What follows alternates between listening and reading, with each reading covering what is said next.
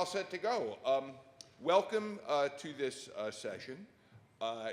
You know, first of all, my name is Bill Nigut. I'm the senior executive producer and host of a number of programs at Georgia Public Broadcasting, both our statewide NPR radio network, where I do a couple of shows. I do a political show called Political Rewind, which is on the air on Wednesdays and Friday afternoons. And if you are a political junkie, you really should be listening to 88.5 at 2 o'clock on Wednesday and 3 o'clock on Friday, because I have absolutely the best panel, rotating panel of political insiders talking about what's going on in national, state, and local politics today. And then I do a weekend show called Two-Way Street, which is a really an in-depth interview program focusing on one guest a week, authors, artists, chefs, scientists, historians, anybody who has a really interesting story to tell.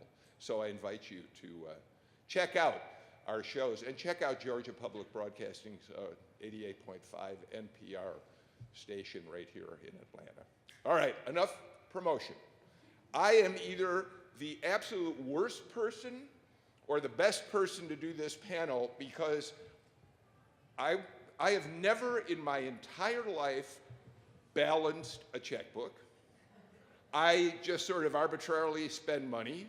My wife is, you know, always really furious with me because I have no idea what's going on with our personal finances. To be honest, she doesn't either, so I wish she were in the room too. So we're like operating in the wilderness. And one of the reasons I think we are operating in the wilderness is I'm old, I came up at a time when no one would have ever even thought that we ought to be teaching financial responsibility to students in school.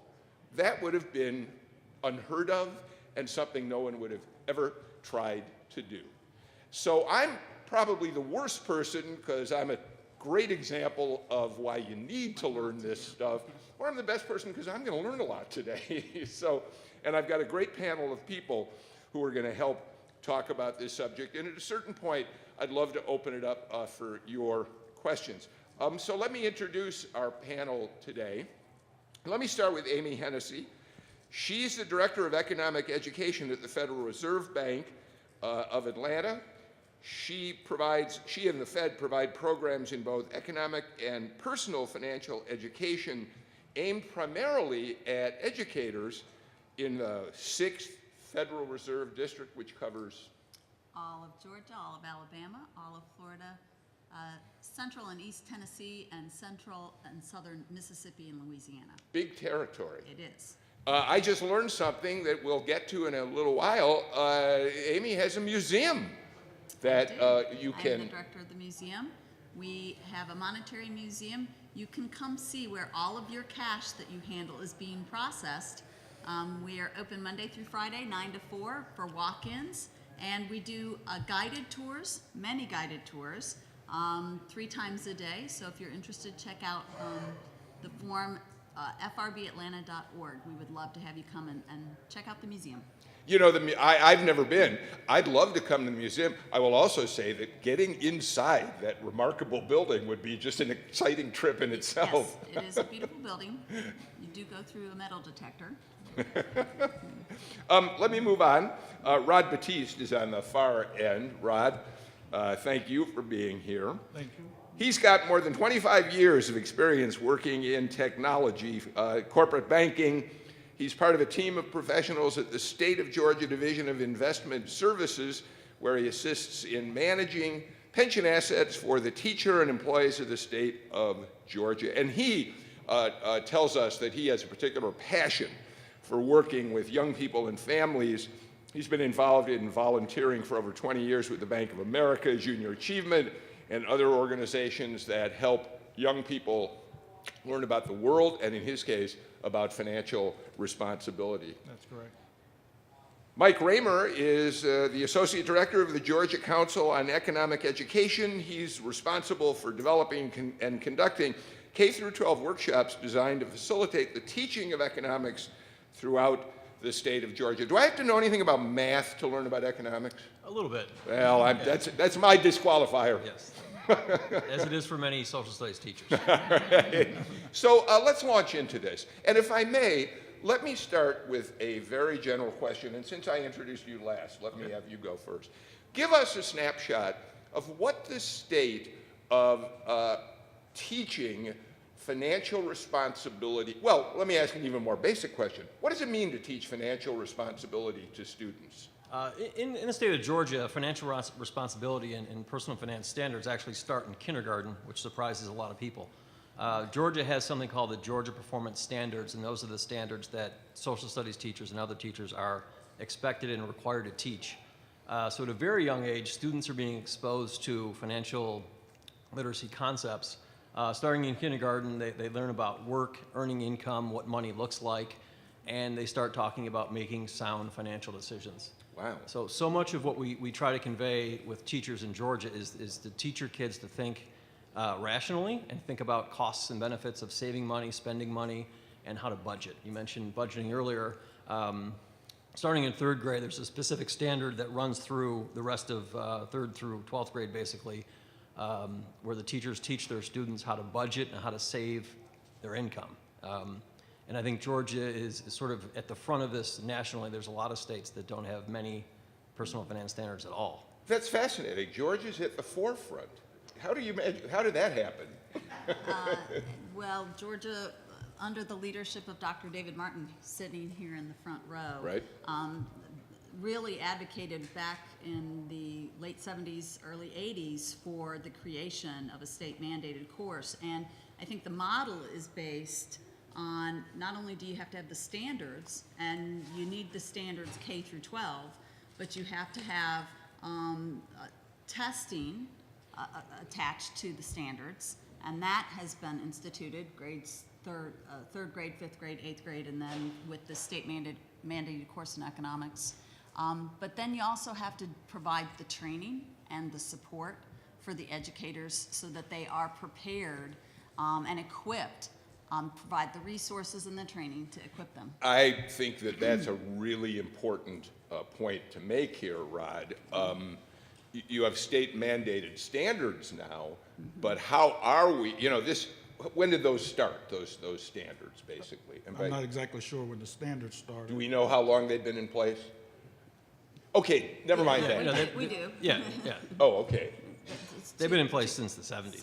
Yeah. Well, the recent standards, the Georgia Performance Standards, were implemented with the milestone test in 2007. Well, I guess the newest okay, standards. And they've just actually been revised and should roll out, a revision. And how does the state support teachers who have to teach to this standard? I mean, that's one of the points you made. Well, actually, the work that they do actually really supports the teachers. The teachers from the different schools will come to classes that will get them prepared to take this curriculum into the actual classroom. Some of the work that we do with the Community Foundation for Financial Literacy, our passion is connected to the after school and the out of school work. Critically So we support the work that the teachers are doing, actually. So that's why you're engaged with, say, Junior Achievement and the other organizations. Yes. And our key program is called Fast Track, which is a collaboration with the National Association of Securities Professionals. We target kids from all over the city of Atlanta. So we have Fulton County, DeKalb County, North, South, and we also partner with Clark Atlanta University. And on Saturday mornings, these kids come in, and we actually take them through 9 months worth of work. So this is in support of the work that the students are doing in the classroom. I would say you have to look at this holistically. It's never too early to begin. Education actually should be start in the home, but certainly the K through 12 space, and then employers, I think, have a responsibility to continue that.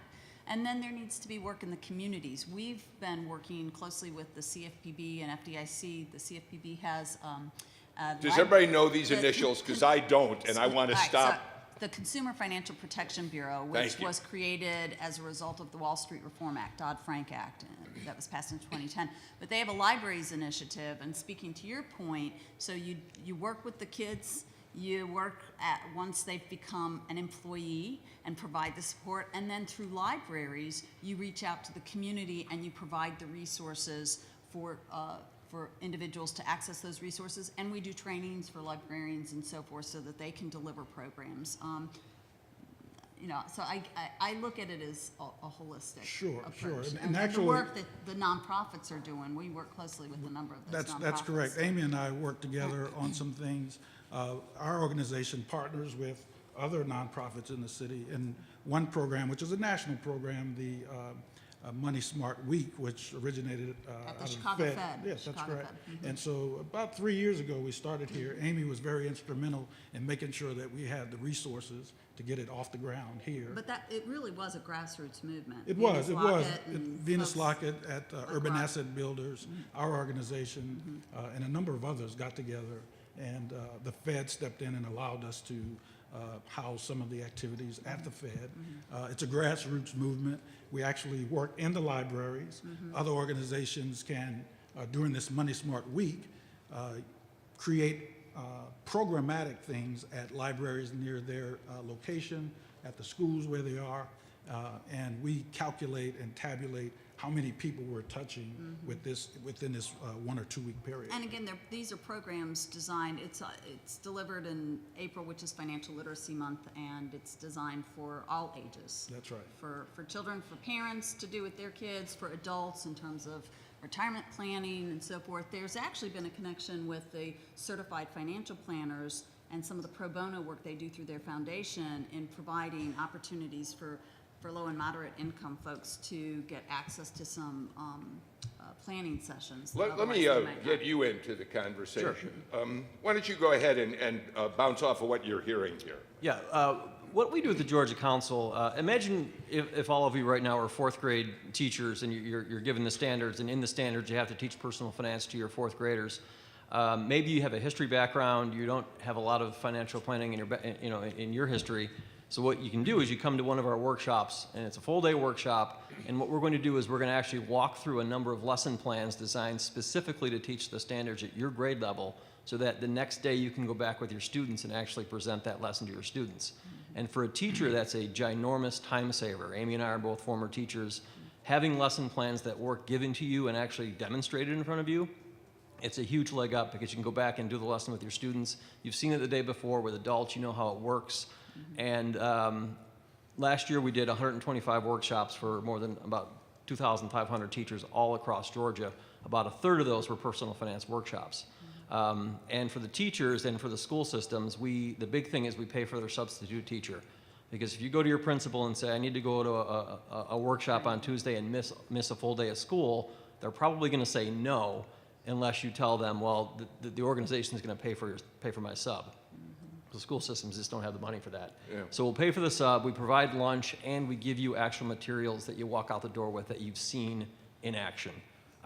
As a former classroom teacher, it saved my life. I mean, on a number of occasions, it really, really did. And Amy came to the workshops as well and could probably speak to it. Yeah. I want to pick up on something you said in passing, Amy.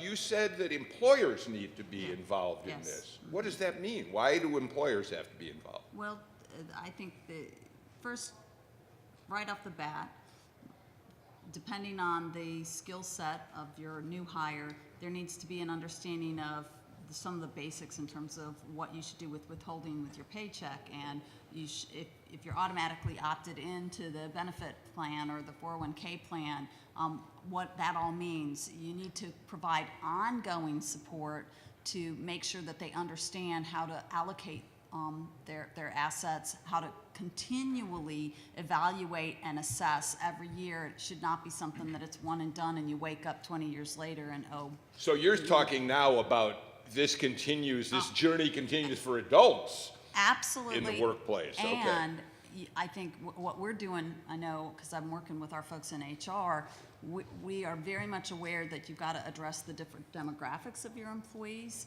You do constant surveys to assess what you got to meet them where they have the need. And so you provide seminars. We have instituted a peer-to-peer program where it may not be that they want to hear from somebody who's been with the bank for 30 years and is about, one step out the door for retirement, they want to hear from someone of their generation, the millennial, and what they need to be aware of in terms of, do we do the Roth 401k versus the standard 401k, and what are the benefits? And so, Boy, it's gotta be an I would ongoing- like that, I'd like that education. I know we're gonna talk a lot about students and financial literacy, but as long as we're here, can I pause and ask a question? How many of you in this room now get a paycheck that you never see, because it's not only automatically, you not only have automatic deposit, but to see a given pay statement, you have to go to a website, a secure website, and look at it. How many of you are now in that situation? Okay, a lot. How many of you routinely look at your pay stub week to week, month to month, whatever? Okay, I think that's fascinating. Yeah. I never look at it. I got too many passwords. I don't even remember where the site is. That's a real challenge, isn't it? That's another part of just providing that support and that ongoing support. Bill, one of the things we do at the Georgia Council is we sometimes take teachers on field trips to different companies around the state. And Amazing field we've gone to Kia down in West Point a number of times, and they talk about some of the things Amy was talking about, how when they get new hires, a 20-year-old young man or woman who just learned how to weld, and for the first time they're making a pretty decent salary. For a lot of these people, they don't really know what to do with it. So Kia works with them to sort of give them some guidance and help them, and talk about things like direct deposit, and so they can start making better decisions. And I know more and more companies are starting to focus on that. Amy and I were just talking out in the hall about another company we're both working with that we're suggesting to them that they perhaps kind of start a program where they can Ramp it work up with a their little. young employees who are 18 years old or 19 years old. Let me go back to students, if I Sure, may. sure.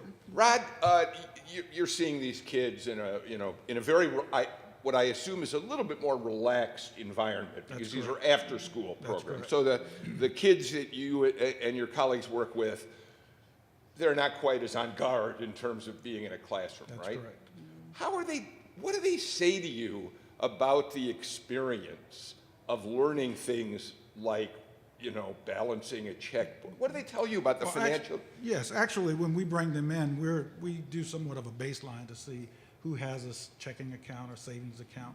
And what we found is about half have some type of deposit account. Just to take a pivot, if you look at, I know Georgia's doing great in some of the curriculum stuff that we're doing, but we're near the bottom when we talk about family self-sufficiency.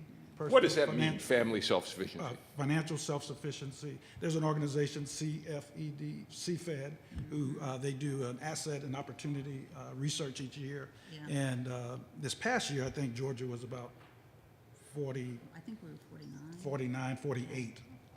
Well, it's not very good.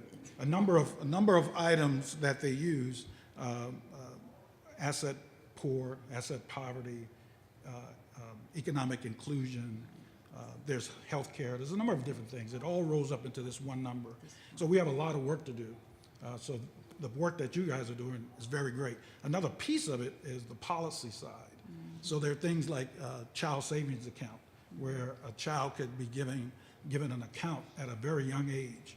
There's research that shows that a child with a savings account specific to education does much better in school than one that does not.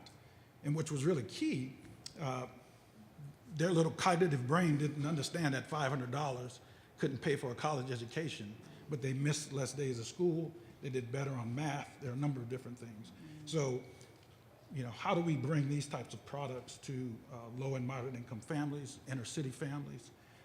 Yeah, exposing them, the family early on through the school system to 529 education plans and so forth. That's Just right. 529 is the college savings Yes, plan. Savings just plan. raising their awareness. Raising their awareness of that. Because so many of them are, it's too late to do it when they're a junior or a senior in high school and contemplating That's right. school. That's It right. needs to be done much earlier on. That's right. Do you find, let me go back to my initial question. I'm glad you added that information. It's important, because it leads to a question I want to ask in a couple minutes. But first, go back to, do you find that young people are excited by this They journey? are. What we do, we don't approach the work that we do We don't start off with, here's a checkbook, let's balance it. What we do, the assets that we focus on initially is education. Education as an asset. It's one thing that you can't take away. We build on that. How do you take this education, turn it into a career, this career, turn it into income into assets, asset building. Build that human capital. That's right, that's right. So we bring the financial literacy curriculum in as kind of a secondary piece. We focus on, passion, what do you like to do, things like that. Exposure, we go to the Fed every year, take the kids to see the bank. SunTrust, Robinson Humphrey invites us in. They actually, we get to see the trading floor. We talk to the bankers. Delta Airlines, we go to them. Engineering, technology, just everything inside there. So it's not just finance. Right. And so we're expanding, we're exposing the kids to a lot of different things so that they'll, kind of increase their, or open the door, open their eyes to all these opportunities. And then we lead that into, oh, by the way, you get a paycheck for doing this. We take that and we build on that. This is how you should do responsible. So let me make a statement and have all of you respond to it, because it's still, I want to get at this question of how students are responding.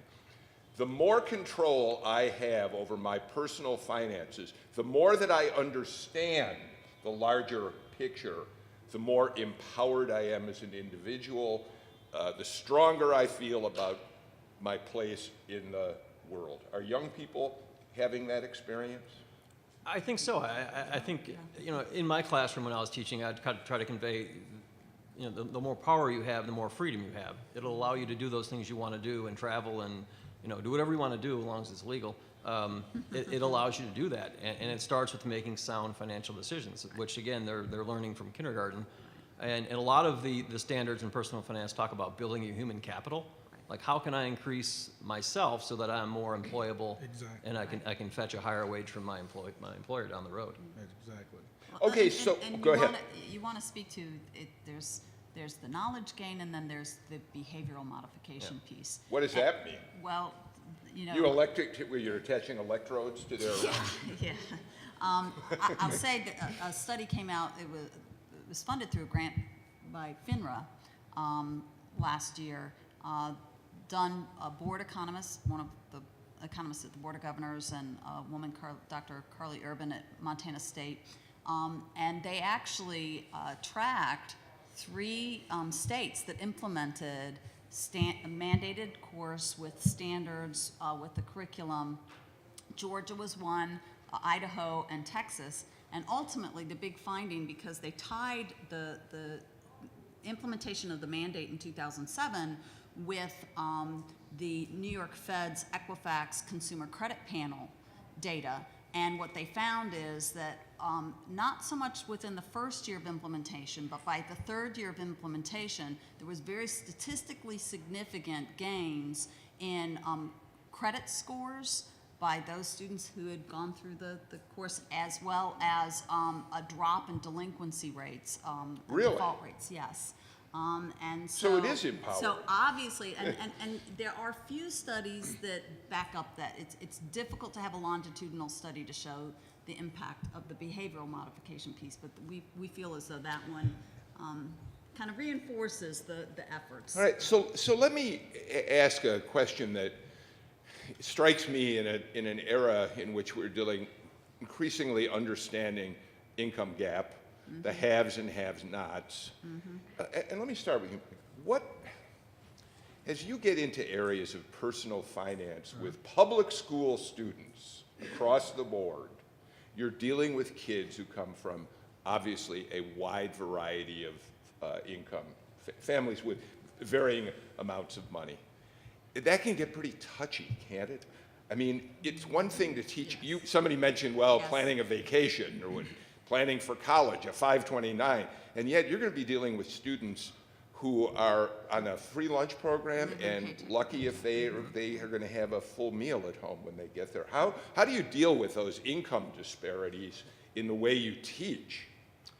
I think you'll find that oftentimes in the same classroom. You'll have one student who's the haves and then Sure. the student next to maybe the have-nots.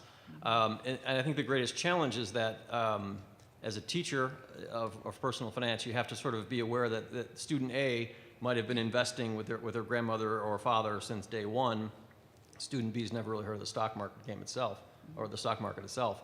So it's a matter of sort of putting everyone on the same level and making them aware of the basic concepts that are related to personal finance. Okay, but it strikes me, Amy, that this is a place of great sensitivity where a It student is. could really feel vulnerable. You do. You have to create, in essence, a safe space, and be sensitive to that, and expose them to the opportunity to have a scenario where they're not having to base it on their personal, but give them the opportunity to think through, in essence, what we've raised, which is basic decision making and the implications that if you spend now, you don't have it saved for spending in the future. And you just open them up to the importance of developing human capital. You expose them to the correlation, the strong correlation between levels of educational attainment and median weekly earnings and so forth. And you try to keep it as objective as possible and avoid the sensitivity. That's right.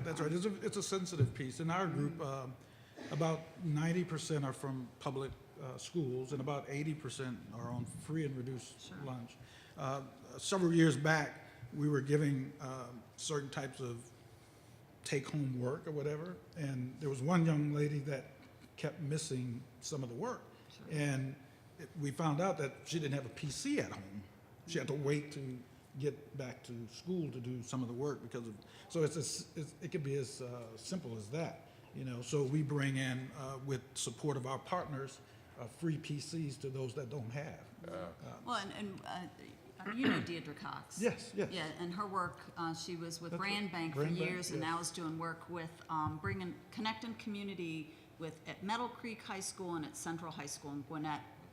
And they had a student, they've done a tremendous job. Goodwill has been in the school providing, making payments for the students to be interns at various different businesses that have signed on to the program.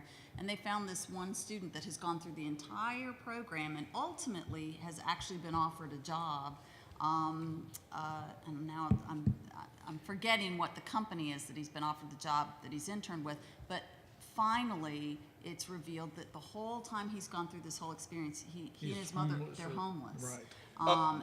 Go ahead. And so here again, you just got to keep chipping away at making these opportunities available for students in those That's right.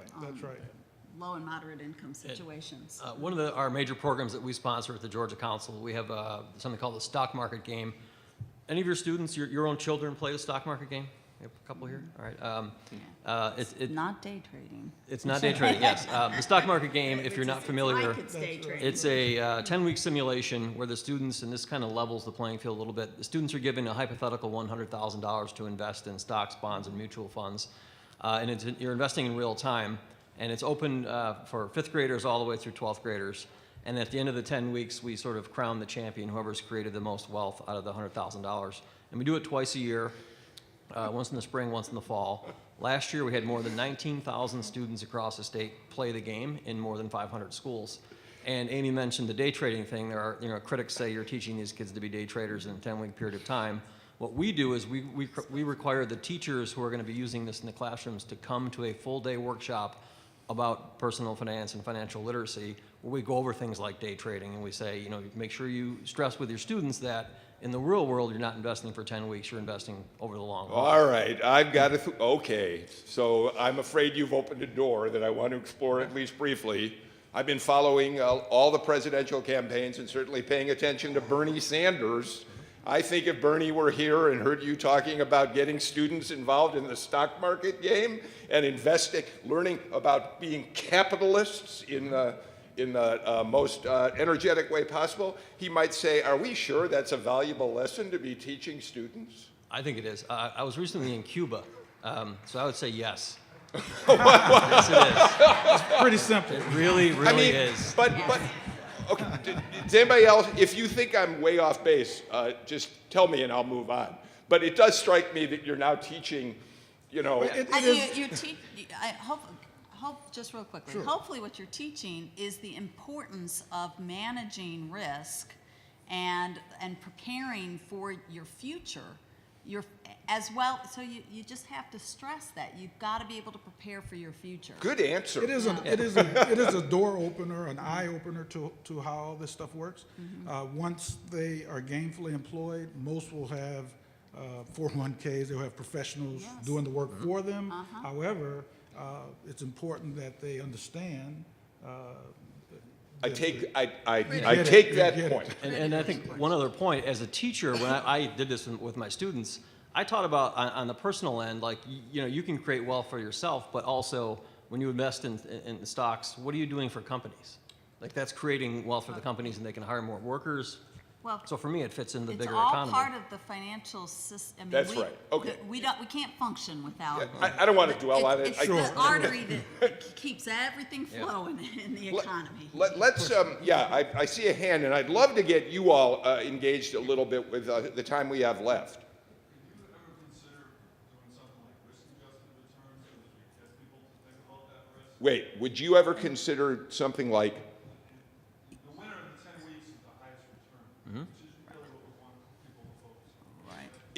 he's asking a great question. Do we really want to focus in the stock market game on the person who's made the most money? Versus risk right? Isn't that? I think that, you know, if you picked one investment, I went to a class and talked to them about this, and they're like, well, why shouldn't I just pick the riskiest stock Yeah.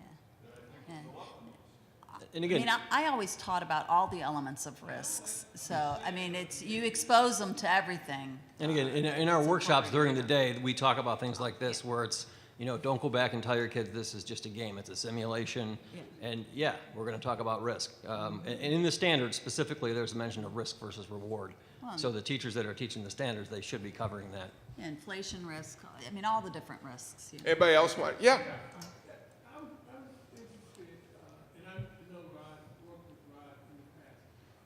I'm interested to know whether anyone would consider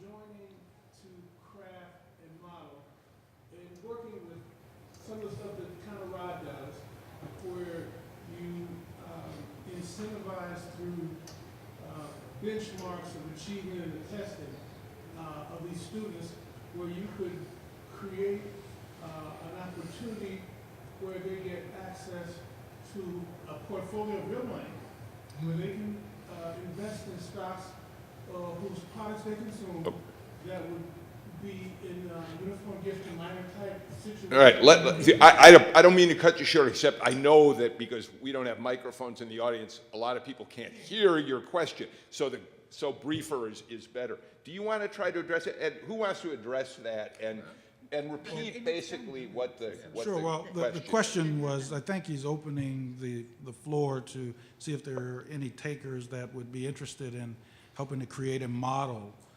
where there's actual cash, if I understand, Calvin, actual cash where the students would then become portfolio managers of this cash. And you also added uniform gifts to minor. Will that be their money? Would it? Their money at the age of majority. Their money, and they would earn it by achieving these benchmarks vis-a-vis the test. I see. And so the follow-on is that with that is, I guess those high achievers would then be awarded some of this money based on test scores and certain. But again, it'd be their own money. Right. My understanding is that's been done. There have been various different programs throughout the country in different school systems through grant money and so forth, where different private sector businesses. Anybody else want to ask? Yes. Yeah. Try to speak up because. So I was just curious, I know that you touched base on a lot of the initiatives for the younger students, you know, K through 12, and also the opportunities that are available for the adults to partake in these initiatives as well. But I believe there's a huge gap, because you stated when you were talking that, you know, you didn't really see that there was a need to educate individuals on financial literacy in certain programs. So I feel like there's the gap there, especially being a recent graduate from college. I feel like a lot of these young, or a lot of my generation doesn't, or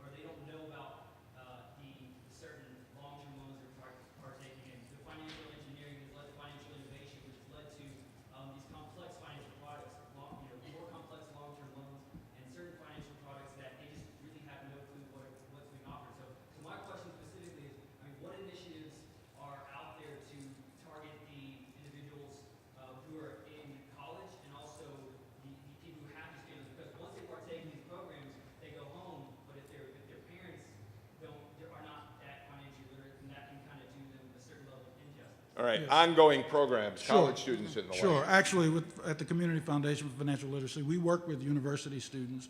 We have a program where we actually go in and we teach them the basics, and those students that complete the core curriculum, we take them on through more of the details on those papers that they're signing, those student loans and things, so they really understand what they're signing. Also, how to purchase a car, how to purchase a home and things like that. So we are working with college students. We actually, Spelman College has been kind of a key college for us. There's a core group of young ladies there that have gone through this work. They then go back and do what they call dorm chats, and they talk about these concepts that we teach them. So we're trying to create more of a movement there. There's also a couple of other organizations in the city.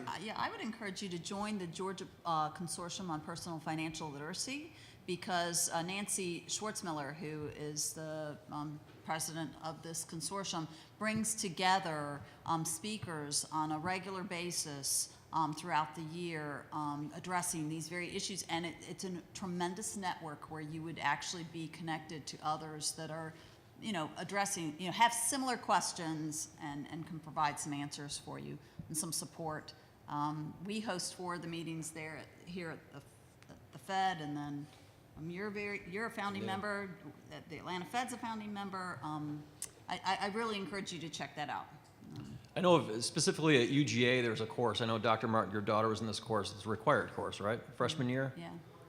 It's Or senior elective, where they Brenda kind of Coon, yeah. teach basics of financial literacy, which, again, if you're taking it your senior year, it might be kind of too late. So I think there is better late than never. That's true. But I can't speak to how many universities across the state have that. Way in the back. Your question about whether Bernie Sanders would be encouraged by teaching kids about the stock market, underlying that is this kind of assumption that financial literacy and investing is the same as the stock market. Yeah, it's not. That's right. That was the point of my question. They're not the same. They're not. Yeah. Dollars going into some sort of private enterprise and understanding how those dollars are being deployed and how the return and the profitability comes, Yeah. whether it's your government, your corporation, your schools, your church or synagogue, if we teach that as financial literacy. That's a, Well, yes, and entrepreneurship and business enterprise and so forth. That's all integrated through the standards Yeah. and what we expose them to. It's not just the stock market. right, alone. right. And specifically, what you're mentioning, that comes in big in the high school required course in economics, that's usually where they senior year. Excuse me. Something occurred to me. It takes me a while to let these things filter down. You talk a little bit how you from a fairly early age, start teaching young people about careers and opportunity. And it's interesting. I got involved I didn't know what I was going to do growing up. And I finally got into broadcasting almost by chance. It's been a good career. But I say to my children, one of whom is 27, the other 19, I try to say to them, yes, follow your passion. But think about what various careers can do for you in terms of your financial stability. So what I say to my wife and I, some of our best friends are partners at some of the big law firms in town, and I say to my children, don't you want to be more like so-and-so and so-and-so? I mean, so the notion that young people would have an opportunity to think not just about careers that give them passion, but that they understand what the chances are in terms of their making a living. That strikes me as really important. It is. Extremely, yeah. Does that make sense? Having them do the cost-benefit analysis. Yeah, don't go into public broadcast. Looking at, looking at the growth and the demand. Where is what industries and what sectors have the high growth and high demand? Yeah. That's And coupling great. that with median weekly earnings and so forth, and the level of education.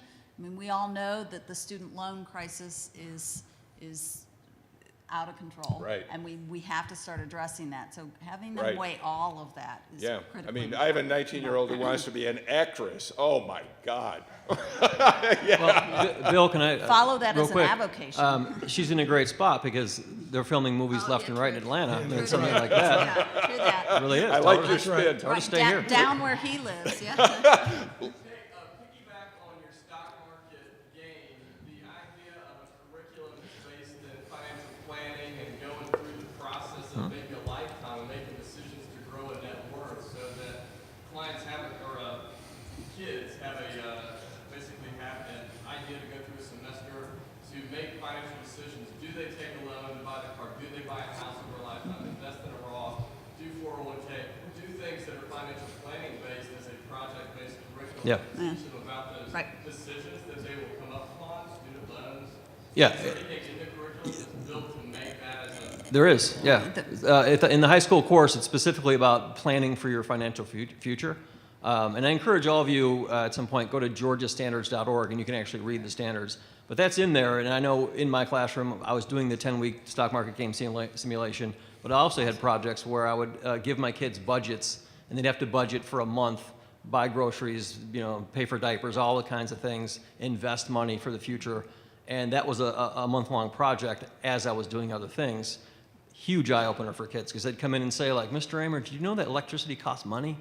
Yeah, and things like that.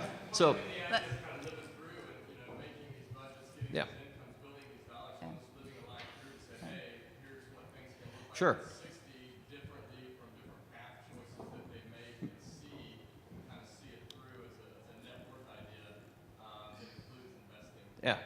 there's also, in the schools, in the comprehensive high schools that offer the different pathways, there is a pathway through the Career and Tech Ed group that, or a cluster that opens students up to those, a longer class in financial planning, and they do business, they do banking, accounting, financial planning, et cetera.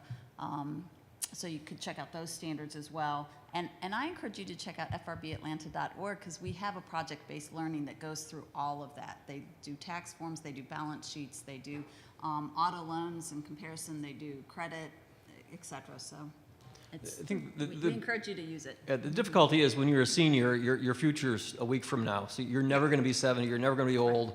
And getting kids to buy into that, someday you'll be 60, Right. really difficult. But Am I essential, gonna- though. I'm getting close. I still have I'm a hard not gonna time say. believing I'm going to be 60. I'm close. We're just about out of time. Give each of you just a moment.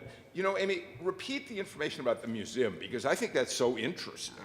Yes, so we are located at 10th and Peachtree in Midtown, and we are open Monday through Friday, 9 a.m. to 4 p.m. for walk-in traffic. I encourage you to come Monday through Thursday, because we don't process cash on Friday, and that's really the highlight, seeing that in operation. Sure. And I'll do a shameless plug with the work That's that we... the point of this The program. work that we do, we look for volunteers. We also look for companies that would open the door to us to come in, bring our kids in to see actually what goes on. And of course, if you're interested in volunteering or being a part, the Community Foundation for Financial Literacy or the National Association of Securities Professionals, we're always looking for skilled and ready professionals like yourself. And if you have students in public or independent schools of Georgia, ask them to go to their teachers and tell them to come to our Georgia Council workshops. We have something for everybody. I apologize. Thank you to this panel. I personally learned a lot. I learned once again how completely ignorant I am about my personal finances, but I'm glad you're out there working with other people so they don't make my mistakes. So thank you all very much. Again, my final shameless plug, if you cannot get enough of this presidential race, 88.5, 2 o'clock on Wednesdays, 3 o'clock on Fridays. And I don't know that you were in the room when I gave my first plug, but Jackie Gingrich-Cushman is in the back of the room. She's one of our best panelists on the show. So check us out, and thank you all for being here for this panel. Take care. Thank you. Yes, wonderful. Okay.